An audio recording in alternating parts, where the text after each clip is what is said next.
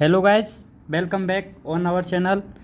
Now we discuss a new topic जो important है physics में। ठीक, ध्यान रखना, ये जो मैं अब हम आज जो हम टॉपिक पढ़ने वाले हैं वो बहुत ज़्यादा इम्पोर्टेंट है। और ये इम्पोर्टेंट इतना है कि आपके एग्ज़ाम में पूछा जा सकता है इस बार, क्योंकि एक और यानी दो डेरिवेशन में से कोई एक डेरिवेशन पक्का आएगा। तो इस एक को हम इस वीडियो में डिस्कस करेंगे, नेक्स्ट डेरिवेशन हम नेक्स्ट वीडियो में डिस्कस करेंगे। तो इन दोनों रिलेशन में से कोई रिलेशन पक्का आएगा आपका 100%। ठीक, तो देखो आज जो रिलेशन पढ़ने वाले वो क्या पढ़ने वाले थे, आपको थंबनेल पर दिख गया होगा कि torque required in twisting in a cylinder, ये हम डिस्कस करने वाले थे। अब देखो उसको डिस्कस करने से पहले आप थोड़ा बेसिक चीज़ जान लो कि उसमें हम एंगल ऑफ ट्विस्ट, ठीक, और एंगल ऑफ शियर, ये सारी चीज़ हम उसमें डिस्कस करेंगे। तो आपको ये पता होना चाहिए ये चीज़ होती क्या है। ठीक, तो देखो सिलेंडर के ऊपर हम डिस्कस करने वाले हैं। तो इसमें देखो जो हम निकालते हैं, इसमें हम कपलिंग ट्विस्ट निकालते हैं।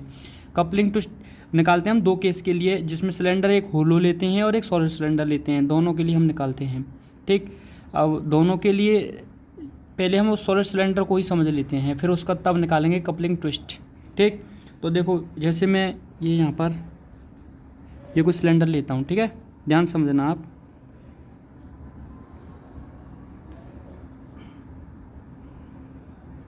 देखो ये कोई सिलेंडर है, आपको दिख रहा होगा। ठीक, ये कोई सिलेंडर है। अब देखो इसको ऐसे मिला दो, जैसे आप सिलेंडर बनाते थे ना क्लास 10th में, उस टाइप से बना लो पहले आप। ठीक, ये मैंने वाला सिलेंडर को बना लिया। ये अब देखो सिलेंडर को ऐसे मैंने बना लिया। अब हम करते क्या हैं, जैसे ये आपको दिख रहा होगा, ये इसका अपर एंड, ये क्या है, अपर पार्ट है इसका, ये इसका लोअर पार्ट है सिलेंडर का। अब देखो जो ये अपर पार्ट है सिलेंडर का, जो ये आपको दिख रहा है ये अपर पार्ट, इस अपर पार्ट को हम क्या करते हैं इस केस में, इसको फिक्स कर देते हैं। ठीक, देखो लेंथ और रेडियस इसके बारे में हम जब डेरिवेशन करेंगे तभी डिस्कस करेंगे। आज इंपॉर्टेंट बात हम डिस्कस कर लेते हैं इस पार्ट में।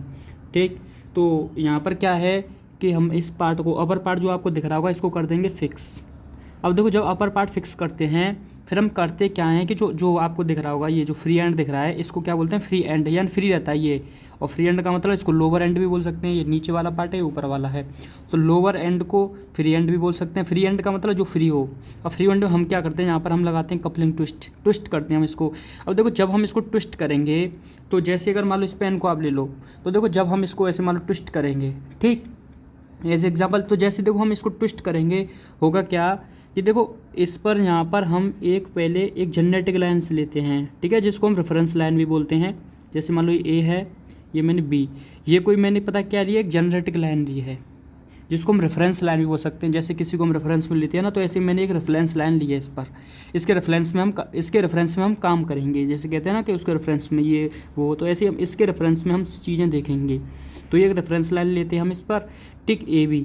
अब क्या होगा, देखो जब जैसे ही मैं इसको ट्विस्ट करूँगा, जैसे ही देखो इसको ऐसे हम ऐसे किसकी एंटी क्लॉकवाइज, कैसे एंटी क्लॉकवाइज मतलब ऐसे, तो जब मैं इसको एंटी क्लॉकवाइज इसको ट्विस्ट करूँगा, ठीक, होगा क्या, तो जो B वाला पार्ट है आपको दिख रहा होगा, ये जो B दिख रहा है यहाँ पर, जैसे ये इधर ऐसे ट्विस्ट होगा, तो जो B वाला पार्ट है यहाँ पर एक B डैश बनेगा, B डैश आएगा, क्योंकि ये आगे की तरफ इसके अंदर जो पार्टिकल होंगे वो आगे के अंदर मूव करेंगे।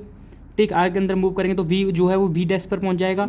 ठीक, अब देखो ये आपको दिख रहा होगा, ऐसे आप इसको मिलाओगे AB से ऐसे।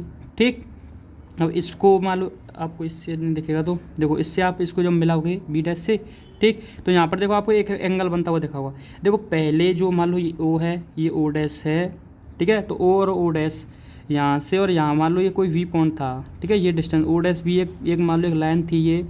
अब जैसे ही मैंने इसको ट्विस्ट किया तो V यहाँ पर शिफ्ट होगा, V जैसे ही यहाँ पर शिफ्ट होगा तो हम इसको फिर इससे मिलाएंगे, तो यहाँ पर एक एंगल आपको बनता हुआ दिख रहा होगा, जो एंगल है थीटा मान लेता हूँ मैं इस एंगल को। तो ध्यान रखना, ये जो एंगल बना है ना शिफ्ट होने पर, V के शिफ्ट होने पर जो एंगल बना है, इसी को बोलते हैं हम angle of twist, angle of twist, क्योंकि ये ट्विस्ट करने पर एंगल बना है। ठीक, ये अब आप एक चीज़ और देख रहे हैं, देखो AB ये एक रेफरेंस लाइन थी ये। अब आप इसको देखो, इसको इससे मिलाओ B डैश से, ठीक है, जब आप देखो इसको इससे मिलाओगे तो देखो यहाँ भी आपको एक एंगल बनता हुआ दिख रहा होगा, जिसको हम फाई एंगल से नोट कर लेते हैं। और इसको पता हम क्या बोलते हैं, इसको बोलते हैं हम एंगल ऑफ शियर, या इसको हम एंगल ऑफ शियर, या इसको हम इसको एंगल ऑफ शियर, या इसको हम पता बोलते हैं शियरिंग स्ट्रेन भी बोल सकते हो आप, ठीक है, शियरिंग स्ट्रेन भी इसको बोल सकते हो। तो ये क्या होता है एंगल ऑफ शेयर, ये होता है angle of twist. Angle of twist का मतलब ये देखो बी क्या हुआ, यहाँ से यहाँ पर ये शिफ्ट हुआ ट्विस्ट करने पर, तो वो उससे एंगल ऑफ ट्विस्ट बन गया, ये थीटा यहाँ पर, ये एंगल ऑफ शेयर। इसको क्या बोलते हैं हम, रेफरेंस लाइन बोलते हैं। ठीक है, तो इंपॉर्टेंट पॉइंट आपको यहाँ से क्या लेकर जाना है, आपको ये समझना कि ए भी क्या है, एक जनरेटिक लाइन है जिसको हम रेफरेंस लाइन भी बोल सकते हैं, दोनों नाम एक ही के हैं। ठीक है, जनरेटिक लाइन लिख देते हैं, इसी को हम ज़्यादा यूज़ कर लेंगे, चलो ठीक। और यहाँ पर अपर पार्ट क्या होता है, अपर एंड, जिसको हम अपर एंड बोलते हैं, वो क्या होता है, फिक्स होता है, ये आपको ध्यान रखना है। ठीक है, और इसका जो लोअर एंड है, ठीक, इसको ये होता है फ्री, इसी में करते हैं हम, क्या करते हैं, इसको ट्विस्ट करते हैं। ठीक है, इसी को हम ट्विस्ट करते हैं। और क्या है, और तो ये बता दिया, angle of twist, angle of share, ये फिक्स है। तो आपको इतना चीज़ आप समझ लेना है ये। ठीक है, इससे ये सारी चीज़ें हम डिस्कस करेंगे अब उस आर्टिकल में, उस आर्टिकल को प्रूव करने में। ठीक, तो अब उस आर्टिकल को प्रूव करते हैं। तो ये है torque required in twisting a cylinder. ठीक है, सिलेंडर ये टू टाइप का होगा, या तो होल हो सकता है, या तो थोड़ा सा डिफरेंस है होलो और सॉलिड में, कोई बात नहीं है। ठीक है जी, हम देखो ट्विस्ट टॉर्क निकालेंगे, जिसको हम कपलिंग टॉर्क, कपलिंग ट्विस्ट भी बोल सकते हैं, या टॉर्क कपलिंग ट्विस्ट टॉर्क भी बोल सकते हैं, एक ही नाम है दोनों का। तो मेन जो वो है वो हम निकालना है यहाँ पर, कपलिंग टॉर्क निकालना है यहाँ पर। ठीक, कि कितना हमने ट्विस्ट किया, वो कितना ट्विस्ट किया, उसकी हमको वैल्यू यहाँ पर निकालनी है, जिसको हम कपलिंग ट्विस्ट भी बोल सकते हैं, या हम उसको टॉर्क ट्विस्ट भी बोल सकते हैं। ठीक, ये हमको यहाँ पर निकालना है। अब देखो इसको निकालने के लिए अब सिंपल क्या करेंगे, पहले हम एक वो ही लेंगे सेम। ठीक, अब देखो लिखना क्या, आपको उसमें लिखने में प्रॉब्लम आती होगी, तो देखो आपको अगर आप उसके साथ डायग्राम के साथ लिखते जाओगे तो आपको कोई दिक्कत नहीं आएगी। ठीक, तो देखो आपको मैं थोड़ा जी, हम लेंगे पहले एक सिलेंडर। ठीक,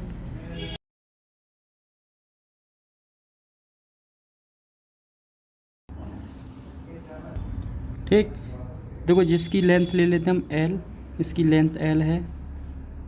ठीक, इसकी रेडियस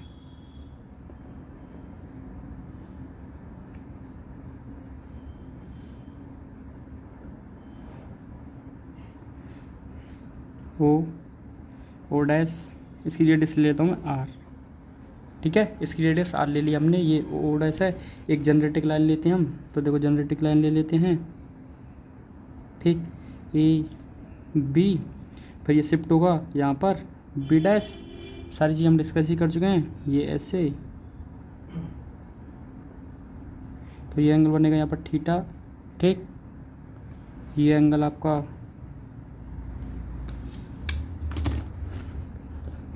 चलो इसको वैसे ही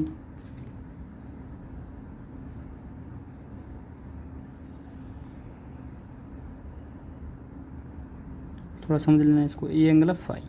ठीक है, ये एंगल ऑफ शेयर है, ये एंगल ऑफ ट्विस्ट है, इसको हमने क्या किया यहाँ पर ट्विस्ट किया है ये। ठीक, आई होप आपको सारी चीज़ें क्लियर होंगी ये। अब देखो क्या क्या किया है मैंने, पहले उसको लिख देते हैं। अब देखो लिखने में आपको प्रॉब्लम नहीं आएगी, आप देखो ध्यान से सुनना, और वही चीज़ में देखो वही चीज़ लिखी जाती है जो हम डायग्राम में बनाते हैं। तो मैंने पहले क्या किया, पहले देखो सॉलिड के लिए निकाल रहे हैं, तो हमने पहले क्या किया, consider a solid cylinder of length R and radius R, कि हमने सबसे पहले हम क्या कर रहे हैं कि हम एल लंबाई का और आर त्रिज्या का एक सिलेंडर हम कंसीडर कर रहे हैं यहाँ पर। तो ये चीज़ कर रहा हूँ मैं बस। तो देखो कंसीडर ए सॉलिड सिलेंडर, तो हम एक सॉलिड सिलेंडर कंसीडर कर रहे हैं जिसकी जो लेंथ है वो एल है और जिसकी जो रेडियस है वो आर है, of length L and radius R, ये चीज़ ऑफ रेडियस आर ये। ठीक, अब देखो हमने क्या किया, पहले एक सॉलिड सिलेंडर लिया, उसकी लेंथ एल ली, रेडियस आर ली, ये चीज़ मैंने लिख दी, इसको लिखने में आपको कोई प्रॉब्लम नहीं आएगी। फिर क्या करेंगे हम कि फिर मैंने इसके बाद क्या किया भाई, ये चीज़ें कब आएंगी, ये एंगल ऑफ थीटा, ये जो आपको दिख रहा है angle of twist, angle of sharing कब आएगा, जब इसको हम ट्विस्ट करेंगे। जब तक ट्विस्ट ही नहीं करेंगे तब तक ये सारी ये कंडीशन बनेगी नहीं, वी डैश पर शिफ्ट करेगा ही नहीं, तो ये बनेगा ही नहीं, फिर ये नहीं बनेगा एंगल। ठीक, अब देखो मैं एक चीज़ आपको बताना भूल गया जो इम्पोर्टेंट है आपके नॉलेज के लिए, वो अब मुझे याद आया, मैं आपको एक बार शेयर कर देता हूँ उस चीज़ को।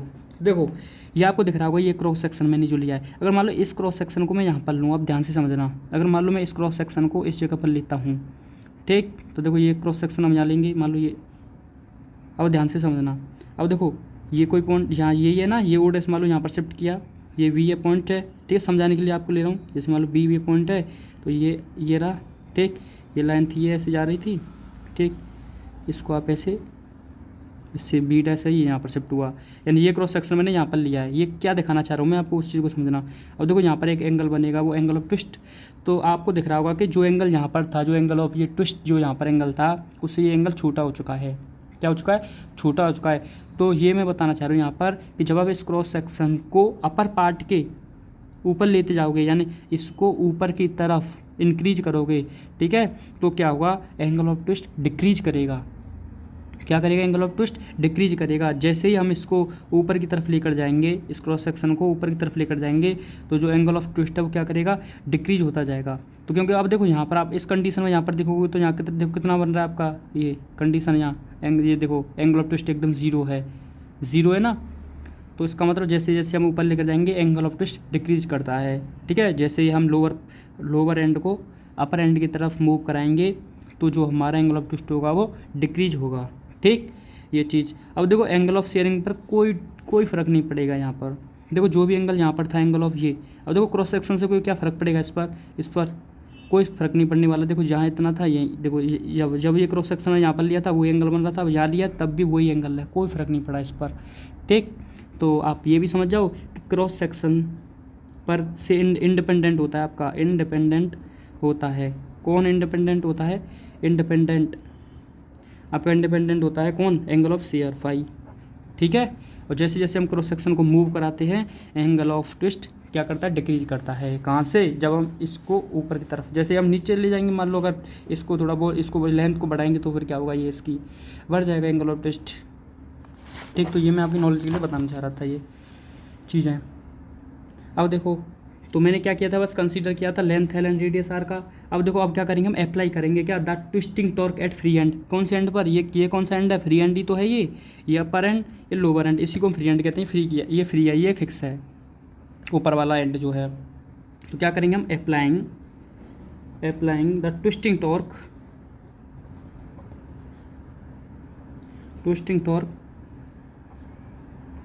Eight free and.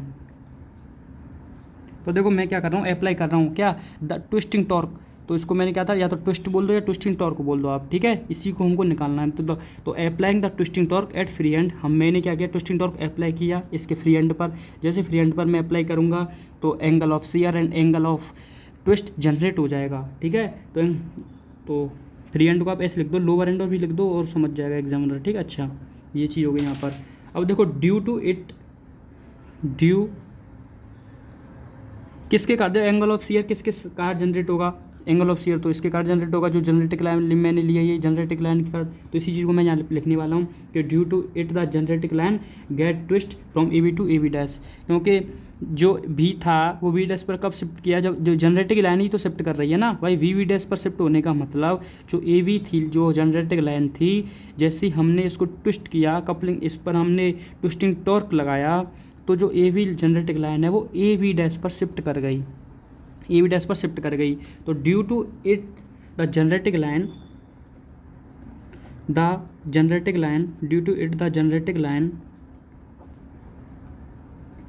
Gate twist from A B to A B dash. तो बस देखो मैंने क्या लिखा है यहाँ पर कि इसी कारण से कि अप्लाई द, हमने क्या किया कि due the twisting torque eight free and, जैसे हमने ट्विस्टिंग टॉर्क अप्लाई किया फ्री एंड पर, तो ड्यू टू इट, इसके कारण, इसी चीज़ के कारण जो हमने अप्लाई किया ना, इसी के कारण द जनरेटिक लाइन्स जो थी वो क्या कर गई, ट्विस्ट कर गई ए बी से ए बी डैश पर, ठीक। ये चीज़ लिखा है ना, due to it the generating line get twist from A B to A B dash.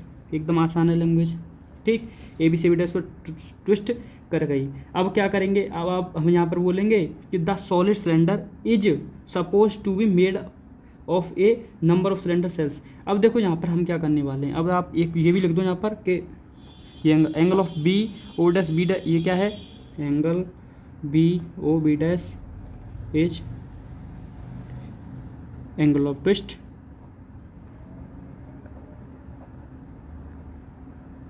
Since angle of B O B dash is angle of twist and angle of क्या है, देखो ये एंगल फाई किस किस के बीच में, V A B dash is angle of shear. ठीक है, ये क्या है, एंगल ऑफ शेयर, ये हो गया। तो यहाँ पर देखो जो चीज़ मैंने की थी, जनरेट किया, ट्विस्ट किया, तो ये दो एंगल जनरेट हो गए यहाँ पर। अब देखो इसको जो हम इस आर्टिकल को करने के लिए पता हम क्या करते हैं, हम देखो इसके अंदर, हम क्या करेंगे, इसके अंदर ध्यान से समझना, इसके अंदर मैं एक सेल मानूंगा, सिलेंड्रिकल सेल। क्यों मान रहा हूँ, क्योंकि देखो अगर मान लो इसके अंदर हम सिलेंड्रिकल सेल लेते हैं, देखो एक मिनट रुकना, मैं आपको समझाता हूँ, पहले थोड़ा सा डायग्राम बनाते हैं तब आपको समझाते हैं।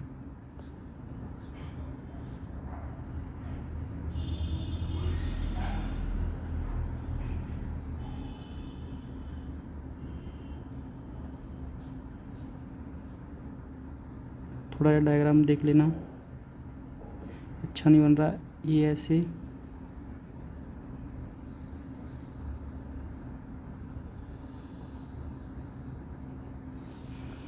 आई होप आपको दिख रहा होगा ये, ठीक है। तो ऐसे ही मान लो इसमें बहुत सारे हमने क्या ले, सिलेंड्रिकल सेल ले लिए यहाँ पर, ठीक। अब देखो सिलेंड्रिकल सेल लेने का मतलब ये है कि अगर मान लो सिलेंड्रिकल सेल अगर मैंने यहाँ पर लिया तो देखो इसकी तो पहले ये तो इसकी ब्रेथ मैंने मान ली डी एक्स है, ठीक। यहाँ से ये डी एक्स मान ली और देखो यहाँ से इसकी डिस्टेंस एक्स मान ली। अब देखो हमने सिलेंड्रिकल सेल इसलिए ले लिया कि जब हम सिलेंड्रिकल सेल पर ये निकालेंगे, ट्विस्टिंग टॉर्क जब निकालेंगे तो देखो पहले वाले जो सिलेंड्रिकल टॉर्क के अंदर भाई इसके अंदर भी मॉलिक्यूल होंगे, यानी जितने भी हम सेल लेंगे सब के अंदर मॉलिक्यूल होंगे। तो जब हम इसमें कपलिंग ट्विस्ट करेंगे, जब हम इसमें ट्विस्टिंग टॉर्क लगाएंगे, तब क्या होगा कि मॉलिक्यूल क्या होते हैं, एक जगह से दूसरी जगह मूव करता है, तभी तो ये एंगल ऑफ ट्विस्ट और एंगल ऑफ शेयर क्या कर रहा है, बदल रहा है, चेंज हो रहा है कि यहाँ पर एंगल ऑफ ट्विस्ट आया, यहाँ पर एंगल ऑफ शेयर आया, किससे आया, वो मॉलिक्यूल के एक जगह से दूसरी जगह मूव करने से आया। तो पहले वाले सेल के लिए जो एंगल ऑफ ट्विस्ट आएगा वही दूसरे वाले सेल के लिए आएगा, ठीक, वही तीसरे वाले सेल के लिए आएगा। ऐसे ही मान लो जब हम एक इस सेल के लिए निकाल लेंगे, यानी इस पहले वाला जो आपको ये दिख रहा है ये सेल, ठीक है, इस वाले सेल के लिए अगर मैं क्या निकाल लूँ, इसके लिए अगर मैं ट्विस्टिंग टॉर्क निकालूंगा, तो अगर मैं इंटीग्रेट कर दूंगा, या तो आप देखो एक का निकालो, 2 3 ऐसे निकालते जाओ, तब ऐसे निकाल लो आप पूरे का, या हम ऐसा करेंगे कि इस वाले पोर्शन का निकाल लेंगे इसका ट्विस्टिंग टॉर्क, फिर उस पूरे का इंटीग्रेट कर देंगे, तो हमको इस पूरे जो भी ट्विस्टिंग सिलेंडर है इसका निकल आएगा, ठीक है। तो हम ऐसे इसका टेक्निक निकाल करके इसका निकालते हैं टॉर्क, ठीक। अब देखो हम निकालते हैं, तो मैंने क्या किया है वो आप यहाँ पर लिख दो कि द सॉलिड सिलेंडर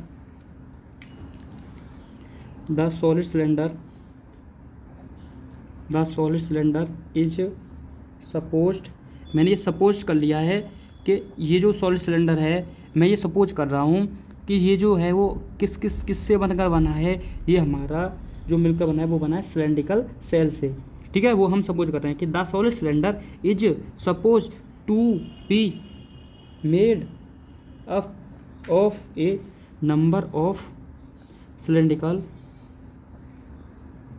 सेल्स, ठीक है। ये हमने सपोज कर लिया, तो ये चीज़ सपोज की थी, वो लिखी थी कि द सॉलिड सिलेंडर, वो सपोज कर लिया कि सिलेंडर सेल से मिलकर बना है, या इसमें नंबर ऑफ सिलेंड्रिकल सेल हैं, ठीक है, सिलेंडर सेल्स हैं, ये हमने सपोज कर लिया। अब देखो ध्यान से, अब हम जो काम करेंगे वो सिलेंड्रिकल सेल के लिए काम करेंगे, ठीक है। तो अब देखो मुझको इस सिलेंड्रिकल सेल का क्या निकालना है, टॉर्क निकालना है। ध्यान से समझना, पहले देखो समझ लो पहली सारी चीज़ें कि क्या क्या कैसे कैसे चलेंगी, तो पहले आप समझ लो कि देखो हमको ये चाहिए टॉर्क क्या होता है, फोर्स इनटू परपेंडिकुलर डिस्टेंस, ये होता है ना। क्योंकि जब चीज़ें क्लियर रहती हैं कि क्या क्या निकालना है, तो फिर हम उसी के अकॉर्डिंग चलते जाते हैं। हमको पता है कि रास्ता कहाँ पर है, जैसे आपको पता है कि आपको दिल्ली जाना है, तो आप क्या करोगे, उसी तरीके से जाओगे कि यहाँ से यहाँ, यहाँ से यहाँ, उसी तरीके से। अगर हमको पता है कि फोर्स निकालना है, तो फिर हम उसी स्टेप में सोचेंगे कि फोर्स कैसे आ सकता है, फिर परपेंडिकुलर डिस्टेंस कैसे आ सकती है, ये चीज़ें, ठीक। तो देखो टॉर्क के लिए फोर्स चाहिए और ये डिस्टेंस चाहिए। और देखो परपेंडिकुलर डिस्टेंस की तो कोई टेंशन है ही नहीं, मान लो ये डिस्टेंस है, अब देखो इसके लिए परपेंडिकुलर डिस्टेंस ही तो है, यानी डिस्टेंस तो मेरे पास है एक्स, कोई दिक्कत नहीं, बस मुझे चाहिए फोर्स। क्या चाहिए, फोर्स। तो अब हम फोर्स क्या होता है, वही सेम चीज़ भाई ऐसे चलेगा ना कि फोर्स के लिए क्या चाहिए हमको। तो अब हम आपको देखो फोर्स वो मैंने चला जाना है कि फोर्स आप F = ma, ठीक, न्यूटोनिक फिजिक्स या उसमें नहीं जाना आपको, एफ इक्वल टू एम उस टाइप से नहीं, हमको क्या करना है, इलास्टिसिटी से निकालना है जो फोर्स जो आता है। ठीक है, तो उसके लिए देखो फोर्स के लिए क्या चाहिए होगा, पहले एरिया चाहिए होगा, क्योंकि अगर मान लो मैं लगाता हूँ स्ट्रेस, क्योंकि मैंने क्या था इलास्टिसिटी में ही सोचना है, तो स्ट्रेस क्या होता है, फोर्स अपॉन एरिया, ये होता है ना। इसका मतलब फोर्स यहाँ से आ सकता है, फोर्स यहाँ से निकालेंगे तो स्ट्रेस इंटू एरिया हो जाएगा ना। पहले मुझे चाहिए एरिया, अब मैंने सोचा कि एरिया चाहिए, अब एरिया कैसे निकाला जाए इसका, सिलेंड्रिकल जो सेल हमने लिया एक, उसके लिए एरिया देखो निकाल सकते हैं हम कैसे। अब देखो उसके लिए ये आपको दिख रहा होगा, ये इसका क्या है, सर्कमफ्रेंस है। ठीक, अगर मान लो हमें पता है कि अगर मान लो सर्कमफ्रेंस में अगर हम उसकी लेंथ से मल्टीप्लाई करते हैं, ठीक है, सर्कमफ्रेंस में अगर लेंथ से मल्टीप्लाई करते हैं तो एरिया आ जाएगा। ठीक, अगर हिंदी की मैं बात करूँ तो परिमाप में आप लंबाई का मल्टीप्लाई कर दो, आप एरिया निकाल लोगे। ठीक, ये होता है, तो ऐसे हम सोचेंगे अब। तो अब क्या निकालेंगे हम, एरिया ऑफ, हाँ एक मिनट, हाँ ठीक, तो area of cylindrical shell, area of cylindrical shell कैसे निकलेगा। तो देखो पहले हम वो तो चीज़ भूल ही चुके हैं, इस चीज़ को भी हम लिख देते हैं इसमें कि मैंने क्या माना था कि इन दोनों के बीच की डिस्टेंस क्या है, dx है, ये भी लिख देते हैं ना, क्योंकि जितना हम लिखेंगे उतना हमारे लिए अच्छा होगा। तो उस चीज़ को भी स्टेप को लिख देते हैं, तब हम इसको ये भी करेंगे, कोई दिक्कत नहीं। पहले जो हमने कंसीडर किया था वो हम इसमें कर देते हैं। ठीक है, तो कंसीडर, हमने क्या कंसीडर किया था, consider on such cylinder shell of radius x, दिख रहा है आपको यहाँ तक। हमने कंसीडर कर रहे हैं कि जो मैंने जो सिलेंडर माना है, ठीक है, वो जो सिलेंडर सेल माना है, सिलेंडर सेल जो माना है, उसकी रेडियस क्या है, देखो इसकी रेडियस क्या है, x है, इसकी रेडियस क्या है, x है, और देखो लेंथ तो l ही रहेगी, लेंथ में तो कोई चेंज आएगा नहीं। ठीक है, और इसकी जो ब्रेथ है, जो मोटाई है, जो ये आपको दिख रही हुई ये, ठीक है, इसकी ब्रेथ जो है वो क्या dx है। बस यही मैं यहाँ पर दिखाना चाह रहा हूँ कि consider on such cylinder shell of radius x and with, और जो इसकी चौड़ाई कितनी है वो dx है। ठीक है, विथ इसकी कितनी है, dx है, ये है। ठीक, अब देखो ध्यान से यहाँ पर, अब करते हैं हम इसका,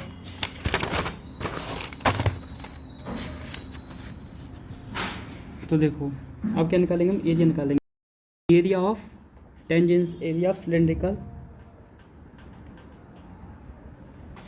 सेल। तो एरिया ऑफ सिलेंड्रिकल सेल कितना हो जाएगा। अब देखो एरिया ऑफ सिलेंड्रिकल सेल निकालना है, तो अब जो इसका ये है, आपको दिखा रहा होगा, ये इसका सर्कमफ्रेंस है ये। ठीक है, इसके लिए क्या करना पड़ेगा, तो इसकी रेडियस कितना है, x है। तो अब वैसे अगर कितना होता है, सर्कल का कितना होता है, ये सर्कल ही तो एक प्रकार का, सर्कल का कितना होता है 2 पाई रेडियस, तो रेडियस कितना x, तो कितना हो जाएगा इसका सर्कमफ्रेंस 2 पाई x हो जाएगा ये। अब 2 पाई x में अगर इसकी लेंथ से अगर मैं मल्टीप्लाई कर दूँ तो एरिया आ जाएगा ना। लेंथ कितना है इसका l, और इसका ये सर्कमफ्रेंस कितना है 2 पाई x, तो 2 पाई x इंटू एल क्या आ जाएगा, इसका एरिया आ जाएगा। ठीक, तो ऐसे हम इसका एरिया निकाल लेंगे इस टेक्निक के साथ। तो एरिया ऑफ सिलेंड्रिकल सेल कितना हो जाएगा, ये हो जाएगा आपका 2 पाई x इंटू dx। ठीक, और ओहो हम एक चीज़ भूल चुके थे, देखो यहाँ पर इसकी लेंथ, ये जो है इसकी किसी भी, देखो या तो आप लेंथ से मल्टीप्लाई कर दो या इसकी जो विड्थ है, ठीक है, जितनी इसकी विड्थ है उससे मल्टीप्लाई कर दो, हम एरिया दोनों से निकाल सकते हैं। तो इसकी विड्थ से निकाल लेंगे, क्योंकि देखो फिर यहाँ पर दो वेरिएबल हो जाएंगे, तो इसलिए हम x dx, इसकी विड्थ के साथ इसका हम एरिया निकाल लेंगे। ठीक है, इसका सर्कमफ्रेंस इंटू इसकी विड्थ कितनी है dx, इसका आप मल्टीप्लाई करोगे इसके साथ तो इसका पूरा एरिया आ जाएगा।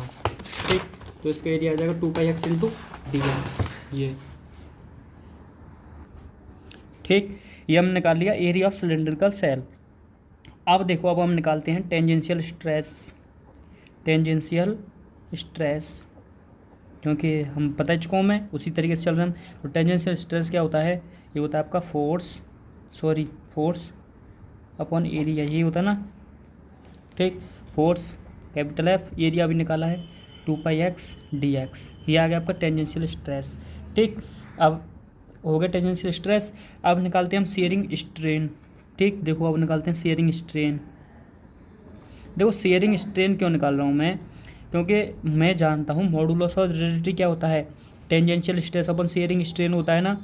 तो अब जब मैं मॉडुलस ऑफ रेजिस्टिविटी निकालूंगा तब मुझे शेयरिंग स्ट्रेन की ज़रूरत पड़ने वाली है।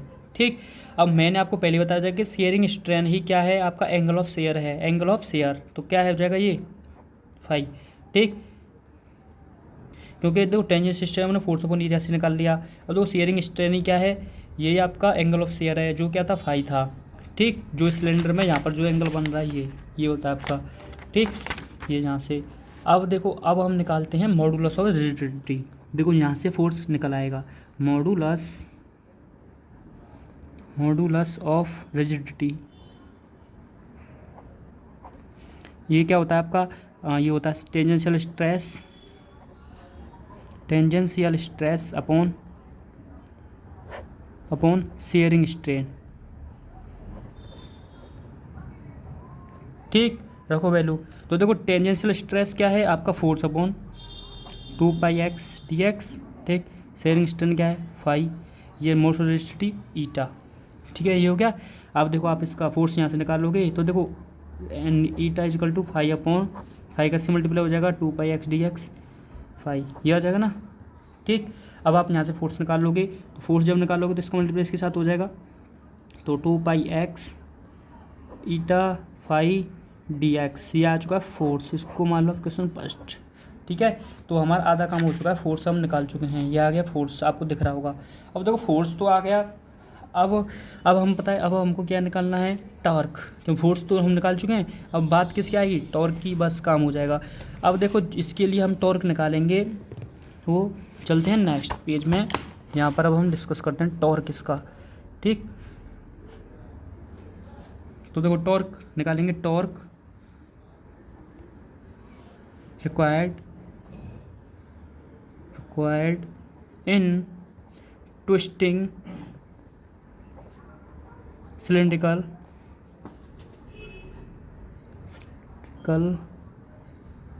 सेल।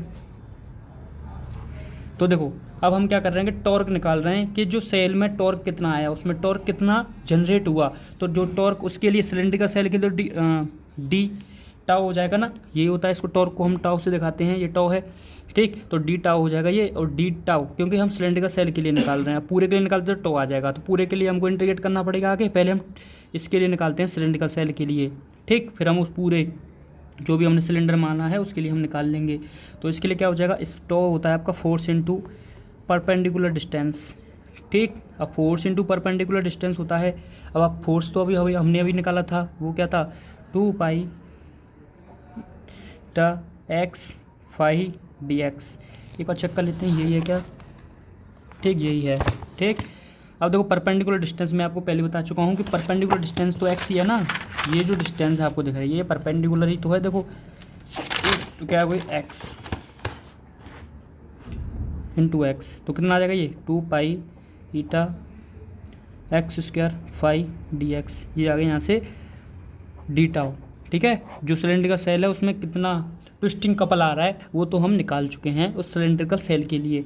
अब बात है कि उस पूरे के लिए निकालना बाकी है अभी। ठीक है, अब हम पूरे के लिए निकालेंगे। अब देखो पूरे के लेकर निकालने के लिए आपको देखो यहाँ पर एक चीज़ दिख रही होगी कि देखो x और dx इंटीग्रेट करोगे आप तो आपके पास एक ही वेरिएबल होना चाहिए, तभी आप इंटीग्रेट कर सकते हो। ठीक है, दो वेरिएबल होंगे तो आप इंटीग्रेट नहीं कर पाओगे।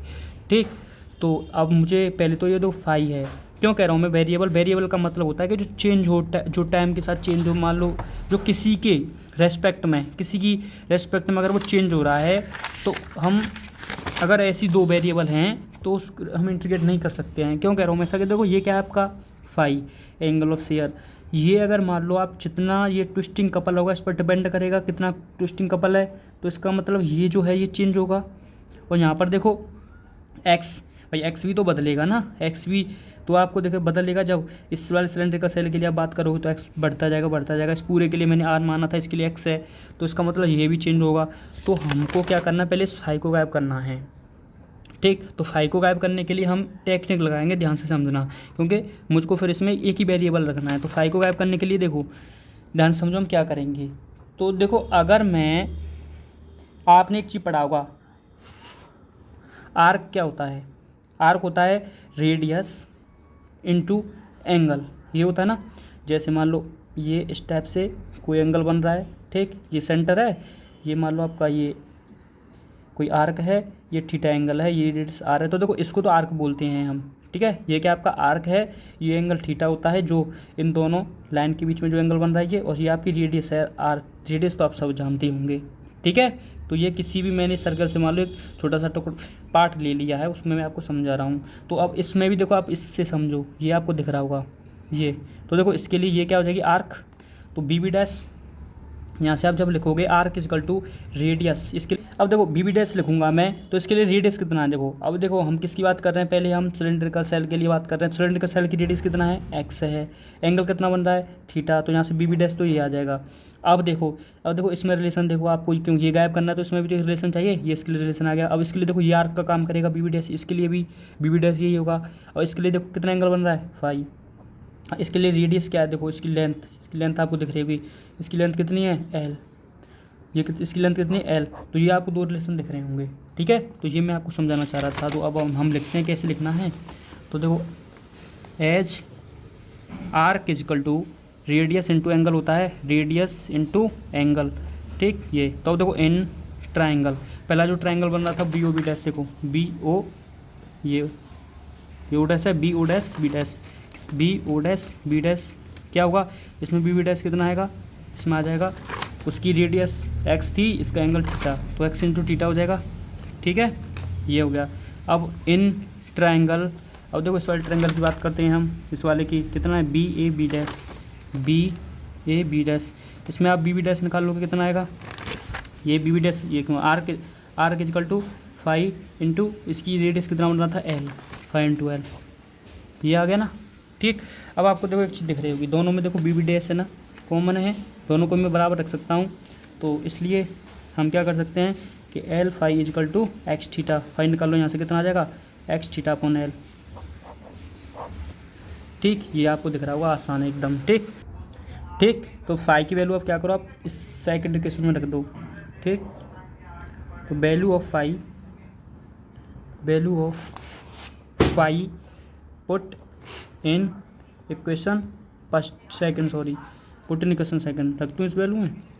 तो थीटा इजकल टू कितना हो जाएगा, 2 pi theta x square, phi की वैल्यू कितनी हो जाएगी, x theta upon L into d x, ये हो गया, ठीक है। तो देखो 2 पाई थीटा एक्स क्यू, ये एक्स क्यू हो गया ना, d theta upon L equal to d tau, ये हो गया हमारा सेल के लिए आ चुका है, ठीक है। कितना हमने कपलिंग ट्विस्ट लगाया है उस सेल के लिए।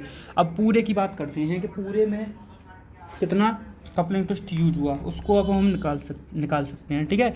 अब देखो उसके लिए क्या करना पड़ेगा, इंटीग्रेट करना पड़ेगा, बस हम पहुंच चुके हैं, ये समझ लो इस डेरिवेशन में कंप्लीट।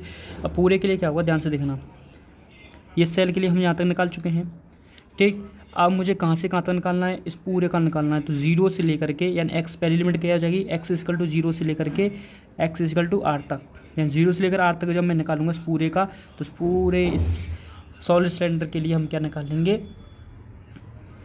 कपलिंग ट्विस्ट, ठीक है। कपलिंग ट्विस्ट या ट्विस्टिंग टॉर्क, ये हम यहाँ पर निकाल सकते हैं। बस अब इंटीग्रेट करना बाकी है, तो जो लिखना है वो मैं लिख देता हूँ यहाँ पर, क्या लिखेंगे हम यहाँ, ठीक। तो नेक्स्ट पेज में करते हैं उस चीज़ को,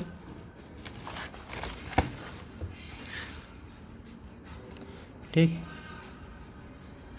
यहाँ आप लिखोगे आप the twisting couple of applied to the, नहीं लिखेगा, to the whole cylinder can be obtained by integrating this and, अब देखो हम क्या कर रहे हैं कि द ट्विस्टिंग कपल जो है, twisting couple of applied to the whole cylinder, हम क्या कर रहे हैं, ट्विस्टिंग कपल पूरे होल सिलेंडर के लिए, ठीक है, अप्लाई कर रहे हैं। कैन बी ऑब्टेन, जो ऑब्टेन किया जा सकता है, कैन बी ऑब्टेन्ड, TAINED, ठीक है, ये सही है। Can be obtained by integrating this, इसको हम कैसे प्राप्त कर सकते हैं, इंटीग्रेट करके। एंड लिमिट कहाँ से कहाँ तक रखना है मुझे, and limit x equal to, and limit r x equal to 0 to r, ठीक है। लिमिट जो है मैं 0 से आर में रख रहा हूँ क्योंकि एक्स इक्वल टू 0 है, एक्स इक्वल टू आर पर, ठीक है। तो 0 टू आर में हम लिमिट रखेंगे तो हम पूरा टॉर्क यहाँ पर निकाल सकते हैं, ठीक। तो अब निकालते हैं ट्विस्टिंग टॉर्क, ट्विस्टिंग कपल या ट्विस्टिंग टॉर्क बोलते हैं जिसको। डी टाउ जो 0 से लेकर के आर तक बस कर दो, रखो वैल्यू। डी टाउ की वैल्यू कितनी थी देखो, ये था आपका 2 pi eta X cube theta D X upon L, ठीक।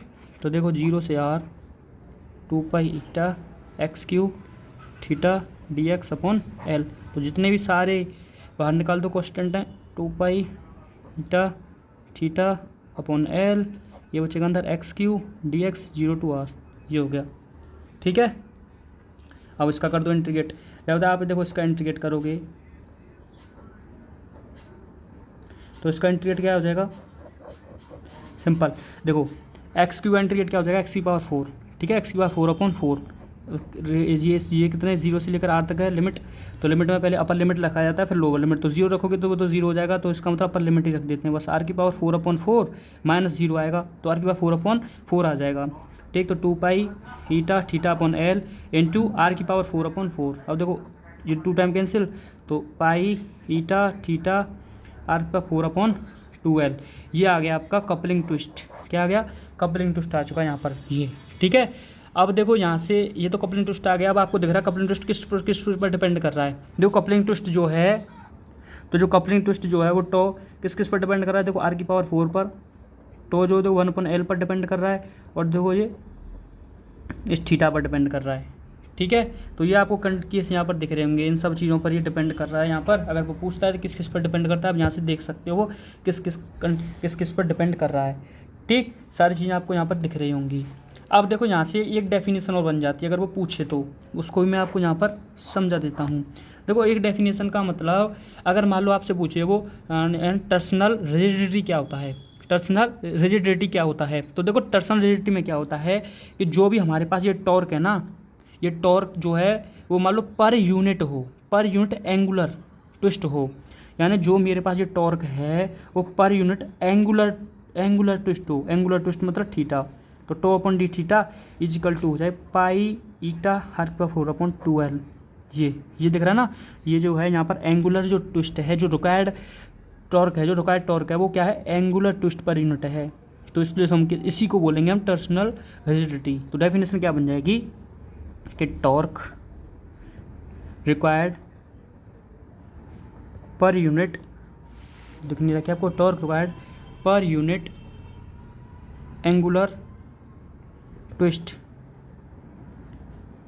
इज कॉल्ड टर्सनल रिजिडिटी,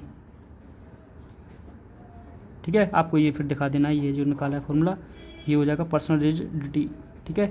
तो ये है इसका प्रूफ सॉलिड सिलेंडर के लिए, ठीक। अब देखो होलो सिलेंडर के लिए कुछ नहीं करना, होलो सिलेंडर के लिए बस जो देखो यहाँ तक हमने जो किया था ना, ये यहाँ तक ये देखो ये आपको दिख रहा है, ये यहाँ तक होगा सिंपल, ठीक है। सेम उसी प्रोसेस का साथ चलेगा सेम, बस जो लिखना था थोड़ा सा वो चेंज होगा, ठीक। और बस लिमिट चेंज होती है वहाँ पर। लिमिट का मतलब अगर वो होलो है अंदर से, तो होलो पार्ट का तो हमको क्या करना पड़ेगा भाई, कपलिंग ट्विस्ट होलो पार्ट, अंदर तो कुछ होगा नहीं। इसका मतलब जब इंटीग्रेट करते हैं लिमिट जो होती है वो पता है, बस लिमिट चेंज होती है कि वो लिमिट जो R1 से R2 हो जाती है। जो होलो पार्ट होता है ना, जैसे इसको मान लो अगर इसमें ये आपका है, ये आपका दिख रहा होगा, ये पार्ट मान लो मैं ले लूँगा इसमें से, ये होलो पार्ट है ये, ठीक है। ये ऐसे मैं लेट कर लूँगा कि ये मान लो होलो सेल है, तो होलो सेल हो जाएगा। तो मान लो इसकी रेडियस यहाँ से यहाँ तक फिर हम R1 ले लेंगे, इसकी रेडियस मान लो यहाँ से यहाँ तक मैं R2 मान लूँगा, तो बस इंटीग्रेट होगा वो R1 से R2 हो जाएगा। वो हम डिस्कस करेंगे नेक्स्ट वीडियो में, ठीक।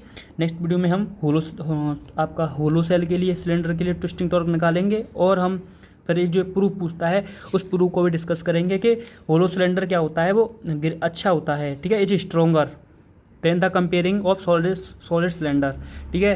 यानी सॉलिड सिलेंडर के कंपैरिजन में जो होलो सिलेंडर होता है वो क्या होता है, स्ट्रोंगर होता है। ये हमको प्रूव करने के बोलेगा, तो वो हम प्रूव कर देंगे नेक्स्ट वीडियो में। दोनों चीज़ हम डिस्कस कर लेंगे एक वीडियो में। मिलते हैं आपसे नेक्स्ट वीडियो में। वीडियो अच्छा लगा लाइक सब्सक्राइब शेयर, मिलते हैं आपसे नेक्स्ट वीडियो में।